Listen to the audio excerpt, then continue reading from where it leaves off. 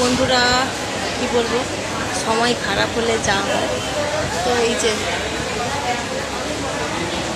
মাকে নিয়ে আসছি, উলুবেড়িয়া হসপিটালে ভর্তি করিয়েছি এইমাত্র আধ ঘন্টা আগে। তো পুরোটা তোমাদের পরে বলবো।